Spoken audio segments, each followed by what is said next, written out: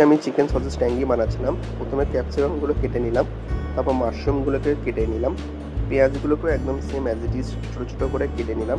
এবার তৈরি করছি সসটা। দেখে নাও সসে কী কী আমি দিচ্ছি। খুব সুন্দরভাবে সসগুলোকে রেডি করতে গেলে এই জিনিসগুলো দিতে হবে এবং লাস্টে একটুখানি গোলমরিচ দিয়ে দেবে ফর দ্য ফ্লেভার। এবার সসটাকে সুন্দরভাবে মিক্সিং করে নিতে হবে, মিক্সিং করে রেখে দেবে ওটা আলাদা করে, ওটা পরে আমাদের লাগবে।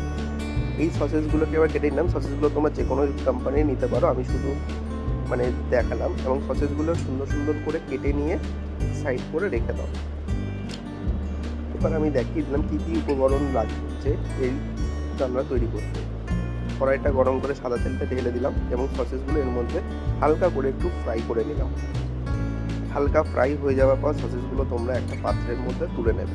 বেশি ফ্রাই করবে না, যাতে না বেশি পুড়ে যায়।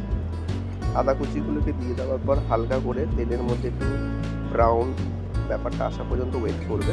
পেঁয়াজ কুচিগুলোকে দিয়ে দিলে পেঁয়াজ কুচিগুলো দিয়ে দেওয়ার পর সেম অ্যাজ ইট ইজ ব্রাউনের মতো যাতে কালার আসে সেটার জন্য ওয়েট করবে। এবার ভালোভাবে মিক্সিং করে নিয়ে ক্যাপসিকামগুলো এই কড়াইয়ের মধ্যে দিয়ে দেবে। দেখো আমি এখানে ক্যাপসিকামগুলো দিয়ে দিলাম। ক্যাপসিকামগুলোকেও একটু ভালোভাবে ফ্রাই করে নেবো এবং ফ্রাই হয়ে গেলে মাশরুমটা আমি এবার এর মধ্যে দিয়ে দেবো, কারণ মাশরুম বেশিক্ষণ রাখা যায় না, মাশরুম গলে যায় বলে। তো মাশরুমটাকে বেশিক্ষণ রাখবো না, আমরা মাশরুমটাকে হালকা একটু তাওয়া ফ্রাই মতো করে নেবো। এবার তাওয়া ফ্রাই হয়ে গেলে যে সসটা আমাদের রেডি ছিল সেই সসটা এবার আস্তে করে এর মধ্যে আমি ঢেলে দেবো। এই দেখো সসটা আমি কড়াইয়ের মধ্যে দিয়ে দিলাম।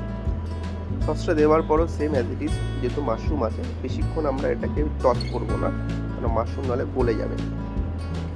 এবার সসেসগুলোকে এর মধ্যে দিয়ে দাও। সসেসগুলো দিয়ে দেওয়ার পর খুব সুন্দরভাবে হালকা ফ্লেমে টস করবে, কারণ যাতে সসেসগুলোর ভেতরে পুরো সসটা যায়।